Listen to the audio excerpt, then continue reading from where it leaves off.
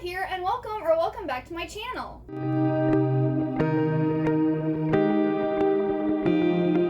So this is going to be the start of a new weekly reading vlog. I don't plan to read a lot this week because Summerween does start later this week on the 15th. So I don't know if this is just going to be like a 4-day vlog, like a Sunday to Wednesday vlog, or if I will continue this vlog after Summerween. We will see. But Zoe and I are going to be reading Gods and Monsters, so we're going to be buddy reading this together. This is the final book in the Serpent and Dove series, which I've been talking a lot about on my channel. So if you don't know already, it's about a witch and a witch hunter who are forced to get married and like their story. And also we're learning about the different like witch covens, or I guess witch species, because it seems like in this they're actually like born as witches. So they're like monsters. But yeah, I'm really looking forward to this. It's a big book. It's like over 600 pages. So I'm hoping I can get this done in the next 4 days. I do have a very busy day today because, well, right now I think it's like 2:30 in the afternoon. I've been working on editing this reading vlog that all the clips together were like an hour and 24 minutes. And I'm at like 45 minutes right now. And it's just taking forever. So I figured I would start reading this and like, I don't know, like read a chapter or something and then edit more of the video and then read some, and then that way I'm taking a break instead of just editing the whole time. Because honestly, let me be honest with you, I hate editing. I love filming, I love doing all, you know, planning on what to read and talking about books, but when it comes to editing footage, it's the worst. But I still do it, I still get it done. And then my husband and I also went to Costco earlier to get some things. Then today is our 7-year wedding anniversary, so later tonight I'm gonna play it's some type of Dynasty Warriors game with the Fire Emblem cast. So I'm going to play that with him for a little bit, and then we're going to watch more of Stranger Things. And then I also got some interesting food to try out at Costco, so we're going to eat that. I still have to finish editing this video that I'm currently editing. Not this one that I'm starting now. So yeah, I have a very busy day. And then tomorrow I should be able to get a pretty decent chunk, because my husband and I both took off work because we have to take our cat Ellie to this allergy dermatologist specialist because she's having a lot of issues, and her regular vet said it's because of allergies. And I'm like, well, what do we do to help her? And he goes, well, you'd have to take her to a dermatologist. And I'm like, there's vet dermatologists? That's not like something you just do? And he's like, no, you have to take her to a specialist. And I'm like, cool. There's not that many specialists around where we live. So we're actually having to travel like an hour somewhere to take her. And then they have like all these COVID policies, so we can't actually go into the building with her. We have to like text them and they'll come out and get her. And then we have to sit in our car for like an hour or more. And then wait for them to tell us what's wrong with her and what needs to be done, and then get her back, and then drive all the way back home. So we're probably going to be gone like 3 to 4 hours out of the day. Which, I mean, while we're sitting and waiting, we can read. And my husband's probably going to be driving, so I can probably read then, too. And then, for when I can't read, which will, I mean, when I'm working on, like, Tuesday and Wednesday, I'll probably be listening to Muse of Nightmares, because I want to get this started. But this is probably going to take the whole time to read. The Summerween will be a whole separate vlog. And if I continue this, I'll probably be reading Ali Hazelwood's last novella, Below Zero. And then I'll probably be finishing up Muse of Nightmares, probably reading it physically. Because I had picked out another book to read for Summerween to listen to if need be. That's the plan. That's what you can expect from this vlog and probably the vlog after this. So, you know, foreshadowing. But yeah, I'm going to get to editing some more and reading this book. Hey everyone. So it is now Tuesday, and I have gotten a lot more reading done. I have gotten to page 342 of Gods and Monsters by Shelby Mahern. And this is really, really good. So far, it is a lot darker than the other books. It almost has a cliche thing going on that kind of happened. I don't really want to spoil it, but like there's like this, one of the characters does something to like save everyone, and now it's kind of like a cliche thing that they're having to like resolve.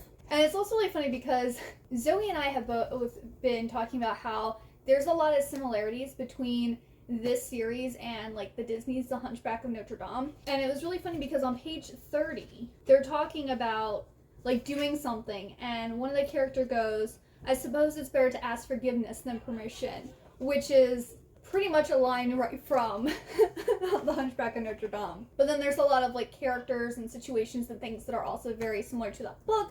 So we're thinking that this was inspired by Disney's The Hunchback of Notre Dame. But I'm really liking this so far. And then also yesterday, I listened to the first chapter of Muse of Nightmares. I haven't listened anymore because I haven't really had a chance to listen to an audiobook, but I probably will get more listened to tomorrow because I have to print and mail out statements for work. So I'll probably be listening to this while I do that. This starts off, it looks like we're going to learn more about the Mithrium, like who they are, where they're from, why they came to, you know, where the humans live. And yeah, we also start off with, I think, 2 new characters. So that's pretty exciting. So I'm really excited to read more of this. That's been it so far. Yesterday we did have to take our cat Ellie to a vet dermatologist. So that was like an hour away. And then we were there for about 45 minutes. We ended up, there was a Chick-fil-A in the same like shopping area. So we got some Chick-fil-A. They also had like a pet store. So we went and we bought like Ellie a new scratching board because she loves scratching boards. That way she had like a present after having to go to the vet and like be in the long car ride. And oh my goodness, going there, she was crying and panting and she was just so upset. So upset. The actual like doctor or vet visit only took like 45 minutes. They said that she probably has environmental allergies, which is what we were assuming or thinking. So they are taking blood and we have to wait 7 to 10 days to hear like what she's allergic to and then what our steps are to, I guess, take these triggers away from her, and then maybe if there's any medicine or anything. Luckily, she was very well behaved on the way back. She like basically like slept the whole time. She cried a couple times and like panted once, but the rest of the time she was just kind of like curled up in a ball like sleeping. But I still felt really bad because she seemed so upset on the way there. And then she also had to get poked. So I don't know if she was like lightheaded from her blood being drawn, or if she at that point had just worn herself out. The drive up there and being in the vet's office, because we couldn't actually go into the office with her. They came out to the car and got her, and then she was gone like the whole 45 minutes, and we had to, you know, so she was gone for quite a while, I'm sure, in her mind. So when she came back, she was probably just like, oh, okay, Mommy and Daddy didn't abandon me. Because I'm pretty sure Ellie has abandonment issues. She, like, if her dad leaves, she gets so upset, and like when we go on vacation and come back, she acts like, you know, we abandoned her. So being gone from us for 45 minutes around people she doesn't know, she probably wasn't dealing with it very well. That's it. I'm gonna get to doing more reading. Right now John has his D&D group over, so I got nothing to do but read. Alright, so I'm currently outside the mall, and I'm gonna go into Barnes & Noble because I have an order to pick up from Barnes & Noble and also from Hollister. And then I think there's a big sale going on for Barnes & Noble, so I might pick up some books from Barnes & Noble. I'm not really sure. But I will definitely have a little haul for you once I get back home. Alright everyone, it is now Wednesday, which, did I tell you that when I went and checked in earlier? I don't know. But it is Wednesday, and I went to Barnes & Noble and Hollister. So I will show you what all I got. So online I used the 15% off discount, and I got volumes 1 through 3 of Magical Angel, Creamy Mammy, and the Spoiled Princess by Emi Mitsuki and Studio Period. So here's volume 1, volume 2, and volume 3. And Creamy Mammy, I believe, was originally an anime series. I think it's like 50-ish episodes long. I started watching it. They had it on Amazon Prime. I don't know if it's still on there or not, but they did have it to watch, and I think I watched like 3 episodes, and it was cute, but it was kind of like the same, like the Magical Girl thing where like every episode's pretty much the same. But this is a manga series, and it says, a manga following Megumi, the antagonist of the classic genre-shaping Magical Girl anime. Who can compete with the Magical Angel? After the sudden appearance of Creamy Mammy, Parthenon Productions has all but forgotten about Ayase Megumi. But using her jealousy of and burgeoning rivalry with Mammy, Megumi is ready to do what it takes to repel herself back into the limelight. So I think maybe she was like the idol before Creamy Mammy, because I think she was in the first episodes. I don't remember. But yeah, this looks really, really cute. I'm looking forward to reading this. And then they are having a sale. It's all hardcovers are buy one, get one 50% off. So I did buy 2 hardcovers.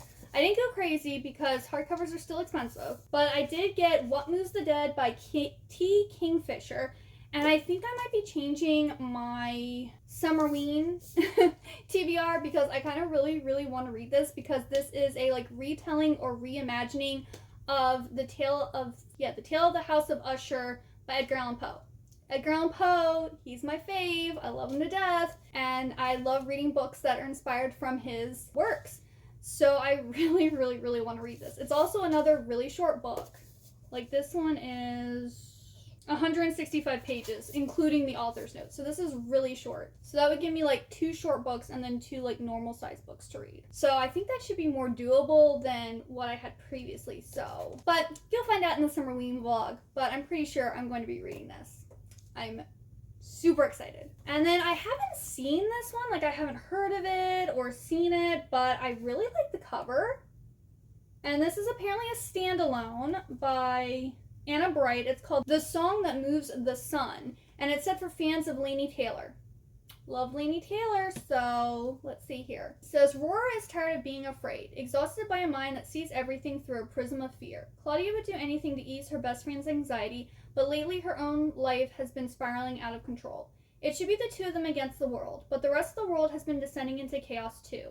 Every day brings increasingly alarming news, waves of accidents, surging crime statistics, natural phenomena scientists can't explain. It seems like something has gone seriously wrong with the universe. Then they meet 2 boys at a concert and discover that something has. Major and Amir come from one of 9 secret cities of the spheres, ruled by the magic of astrological signs. They say there's a disruption in the magical symphony that maintains the balance between the worlds, and they need help. To find the source of the disharmony, Rora and Claudia will embark on a whirlwind journey of secrets, romance, and powerful truths about themselves, each other, and 2 long-ago explorers named Dante and Beatrice, who were among the first to chart this course towards the stars. So that just sounds really good. It's like a best friend stories, and they meet boys. So Hannah Witten, who's the author of For the Wolf, has a blurb: an epic play of past and present that comes together in a haunting melody about healing hurt and finding home. Absolutely beautiful. Yeah, this sounds really good. I am excited to read this one. Like, I hope it's good. And then what I got from Hollister, like, I've mostly been buying all like dresses from like Ivy City Co. That's like all I've been buying. I did buy the Coco dress from Freddie My Love's launch. Like, she, if y'all didn't know, I'm a big Freddie My Love fan. Like, I call her the UK Barbie doll. Like, she loves pinks, and she's blonde and tall and just gorgeous. And she dropped her own clothing line. And so I went and bought one dress from that drop that I haven't gotten yet because it's shipping from the UK. And then I got a few dresses from Jessie K. So I will have another dress haul coming soon. But sometimes I need to dress normal. So therefore, Hollister.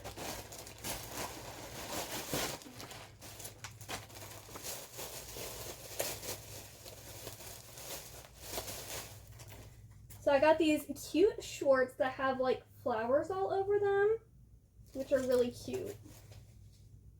I got these because I have a pair of shorts with like flowers embroidered, but they're size 0 and they're like booty shorts, and they also come down really low, so they do fit on me, but like my underwear sticks out and my butt sticks out. So like I want to be more modest. So yeah, I got a pair, and I'll probably get rid of those other ones. And then I previously got 2 of those knitted tank tops, and I wanted one that was like more fall colors. So isn't this cute? It's brown with daisies. And I feel like these knitted tops I can really wear all year round. I can't really wear them to work because they are cropped, so they do show my belly, and that's not work appropriate. But if it's cold, I can put like a long sleeve shirt under it or like a cardigan over it. And if it's warm, I can just wear it the way it is. So these are really, really nice. And they feel like really good quality too. I haven't had them snag or anything. So I suggest these if you like sweater vests.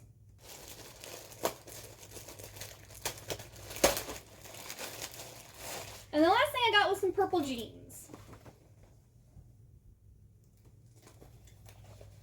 They're just plain like lilac purple jeans. I have a lot of like I have a pair of like hot pink jeans, and I have like light pink capris, and I have like two-tone things, but I don't have a pair of like just purple pants. So I decided to get a pair because they'll go with all of my pastel-y things. And they'll be good for fall and winter. I know most people don't wear pastels in the fall and winter, but I wear pastels all year round.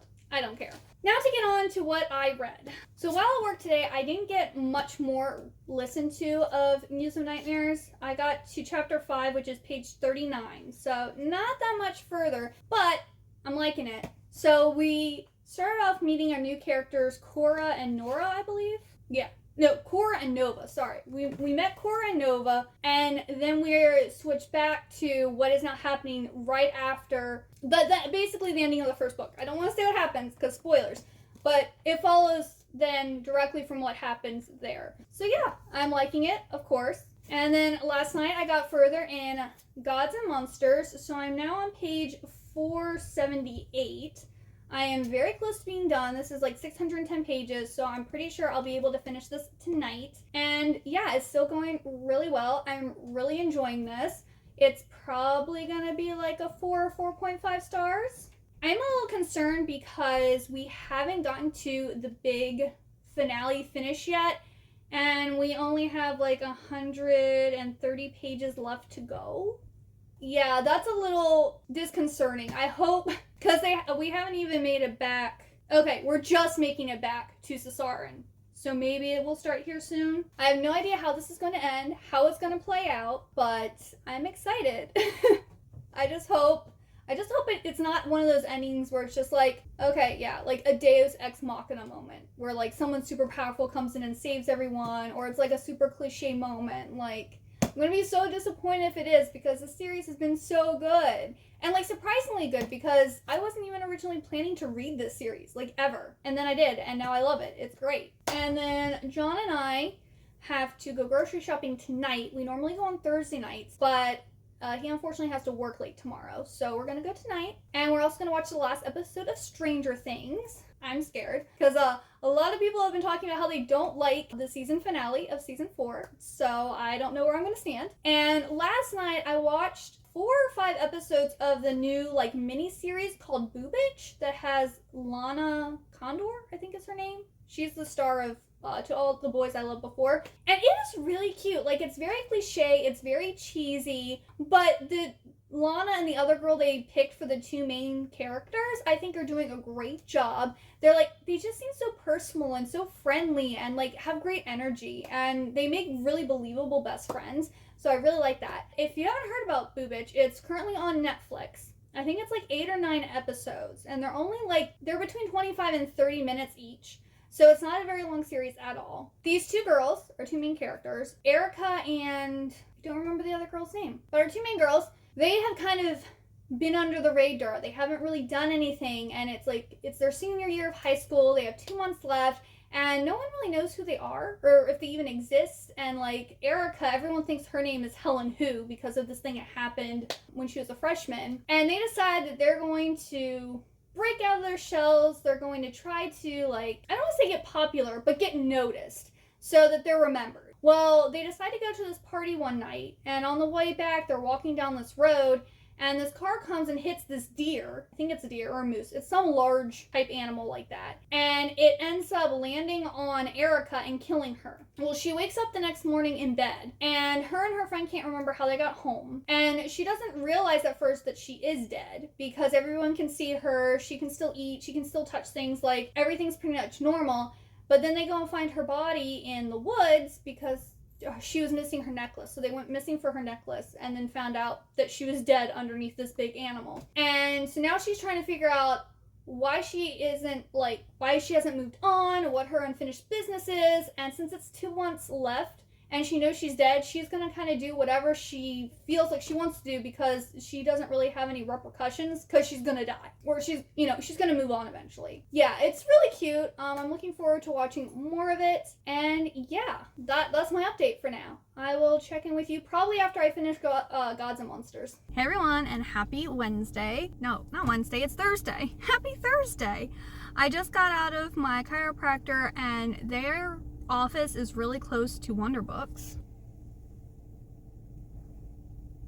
So I decided to basically drive across the street to go to Wonderbooks because I haven't been here in a while. I don't know if I'm actually going to get anything, but I am going to look around, and if I do get anything, obviously, I will have a little haul. But yeah, I'm going to go and do that, and yeah, I'll check in with you later. Alrighty, so I'm back home after going to Wonderbooks, and I did get some books, but before I show you what I got, let me do my reading update. So I did end up finishing Gods and Monsters by Shelby Mahern. This was such a good ending. Thank goodness there actually is like a pretty decently long battle scene, and the person who finally defeats Morgaine is actually a surprise. I did not see that coming, even though thinking back, there are kind of like red herrings or like clues that could possibly be what happens. So looking back, it's not that shocking, but in the moment it was. And the epilogue, oh my goodness. If I was a more emotional person, I would have cried, because at one point I was just like, and I was like, you know what? I think this is where you're supposed to cry. I didn't actually cry, but I knew that that's what was supposed to happen, so I did get emotional. It just didn't make me cry. Really great end to the series. I gave this one a 4.5 because only my favorite books get 5 stars, and while this series, I'm pretty sure I think the first 2 books got 4 stars, and then this one's got a 4.5. I want to say it's a favorite series, but like, it's just not top tier. You know what I'm saying? But it's still really good. It's really enjoyable, and it was fun buddy reading this with Zoe. And there's actually, I haven't heard anyone talk about this yet, but they're coming out, or I should say Shelby is coming out with a new book called The Scarlet Veil, and it's supposed to be like a sequel. I don't know if it's a sequel standalone or a sequel series, and Salai is supposed to be the main character in it, and it's supposed to have vampires. I was wondering, I was like, in this one we have witches and gods and mermaids basically, and you know, where are my vampires at? They got like everything else. We're supposed to be getting the vampires in The Secret Veil. So I'm excited for that. I think it's coming out like the fall of next year. So we kind of have a while to wait, which I'm sad about. But yes, I highly recommend the Serpent and Dove series. It is so good. Then I did listen to more of Muse of Nightmares today. Yet again, not that much. I think I listened to 3 chapters. So now I'm on chapter 8, which is page 54. And I'm still enjoying it. I will be reading more of this tonight, I think physically, after I finish the novella that I'm currently reading. I'm reading Below Zero, which is Ali Hazelwood's last novella that she came out with this year. I'm at 46% read, and I have an hour and 21 minutes left. So I will definitely be finishing that tonight and then reading more of this. And Below Zero so far is really good. It might be my favorite out of her 3 novellas, because we have this girl named Hannah who's kind of like, I want to say she's an introvert, but she's like willingly an introvert. She just doesn't really care about other people, and she's very obsessed with space and Mars. She wants to work at NASA, which she now does. But we have this relationship between her and Mara, who is in the novella Under One Roof. Her cousin or something is what they call him. They're not really sure exactly how Mara and him are related, but his name is Ian. And Mara ends up getting one of her aunts to coerce him into doing some type of interview. Like, they had to do this thing where they interviewed someone in a field that they want to do when they graduate with their PhD. Ian worked on one of the Mars rover things, and that's what Hannah wants to do. So Mara helped her get an interview with him, and the interview kind of veered off and some stuff happened. Well, Hannah has some issues because she doesn't do relationships. She only does one-night stands. So she's like really attracted to Ian, and she wants to, you know, have a one-night stand with him, and he's just like, no. I want to take you to dinner. I like you. And if we do that, I'm going to like you even more. So, no. So good on Ian. Now she's working at NASA, and Ian still works there. And she also ends up, I said previously in another vlog, or maybe it might have been in my July TBR, that it took place up north somewhere. She's in Norway doing some type of experiment thing for NASA. And she gets trapped in this crevice, and Ian is coming to save her. So we have these 2 timelines of, I guess, multiple timelines. Because it's like back when she's in graduate school, and then like her starting at NASA, and then what's going on right now with her being trapped up in Norway. But it's really good. I think, again, it's probably going to get 4 stars. Like, I love everything I've read of Ali Hazelwood. Like, it's all great. I love it. So yeah, I'm going to go ahead and finish that. Now let me show you what I got. I almost forgot. I was going to say, and let me get back to reading. And I'm like, no, I got to show what I got at Wonder Books. So the most exciting thing that I found that I didn't even know existed was Return to the Secret Garden by Susan Moody. So this is supposed to be about Mary, Colin, and Dickon once they're adults. So it says, return to a world of enchantment and beauty, a place where roses bloomed in secret and 3 children discovered the magic of friendship. So this is a, sequel. I guess it's an unofficial sequel because it's not made by Frances Hodgson Burnett. So apparently when this first was published, it was called Misselthwaite, which is the name of the estate where Colin and Mary live. So this book here is from 1995. Aww, this is so cute. It says, in memory of my mother, Kim Horwood, who first led me to the secret garden, and grateful thanks to Frances Hodgson Burnett, who created it. Aww, that's so sweet. But yes, I cannot wait to read this. If y'all didn't know already, I am a huge fan of Frances Hodgson Burnett. So finding things that are inspired by her works makes me so happy. So I'm probably going to be reading this in July. I would read it this month, but I'm already behind on my TBR. So I think I'm going to have to fit this in in August. It's July right now. I'm so excited for this. Then I picked up City of Ghosts by V.E. Schwab. I loved Addie LaRue, and I think that's the only book of hers I've read so far. I don't think I've read anything else. I've bought a few other of her books on ebook. I have on my Kindle, but I haven't read them yet. So I saw this one for $3.98, so I was just like, might as well get it. I believe this is one of her... Oh no, I read Gallant. That's the other one I read by her. I did read Gallant. But I think this is one of her middle school stories about a girl named Cass who can see ghosts. That sounds interesting. And then I recently found out about this series, and it looked really good, and I saw this sitting on the shelf, so I was like, gotta get it. So this is Flame in the Mist by Renee Audie, and this is about the only daughter of a prominent samurai. Mariko has always known she'd been raised for one purpose and one purpose only, to marry. Never mind her cunning, which rivals that of her twin brother Kenshin, or her skills as an accomplished alchemist. Since Mariko was not born a boy, her fate was sealed the moment she drew her first breath. So at just 17 years old, Mariko is sent to the Imperial Palace to meet her betrothed, a man she did not choose, for the very first time. But the journey is cut short when Mariko's convoy is viciously attacked by the Black Clan, a dangerous group of bandits who've been hired to kill Mariko before she reaches the palace. The lone survivor, Mariko, narrowly escapes to the woods where she plots her revenge. Dressed as a peasant boy, she sets out to infiltrate the Black Clan and I cannot talk. And hunt down those responsible for the target on her back. Once she's within their ranks, though Mariko finds for the first time she's appreciated for her intellect and abilities, she even finds herself falling in love. A love that will force her to question everything she's ever known about her family, her purpose, and her deepest desires. Set against the backdrop of feudal Japan, Flame in the Mist is a passionate, action-packed adventure from #1 New York Times bestseller, author Renee Audie. I love feudal Japan, so when I heard that she had a series set in feudal Japan, I was like, yes! Please, I need it now. This is another really great find. Yeah, I want to read this soon. And then the last book I found was actually a book of the month. This was $7.89. So this is a little bit cheaper than if I went and bought it directly from Book of the Month, and it looks like it's in brand new condition, honestly. So saved myself a few bucks. But this is the Unraveling of Cassie Holmes by Alyssa R. Sloan. And this is apparently about a pop idol who commits suicide, and her group, the Glossies.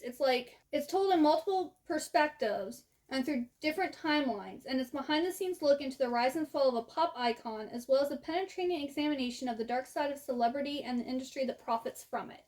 So that just sounds really interesting. So yeah, I got all four of these books for $25. It's not bad. I mean, the hardcovers cost more money, of course. But yeah, so I'm now gonna finish my novella, and I'll check in with you later. Alright, so I just finished reading Below Zero, and this was really good. It was definitely my favorite out of the 3 novellas, and yeah, it was just really cute. I really related to Hannah because she doesn't really like to get attached to people because she thinks that people are going to get bored of her, which I totally relate to because, I don't know, I've had best friends, but I haven't really ever been anyone's best friend. In movies and different things where there's always that, 2 people that are hanging out and you never see one without the other type of thing. I kind of had that a little bit, but I mean, not anymore. I mean, my best friend is my husband, so. And my mom. But, like, outside of that, like, I have friends and acquaintances, but I don't really hang out with anyone or go anywhere or do anything. Yeah, so I kind of really related to her and the whole, like, not really wanting to form relationships because just thinking that people were going to get bored of her. Totally understand that, because I thought I was going to be alone all my life because people would be bored of me. Luckily, I met my husband and he loves me and isn't bored of me, so that's good.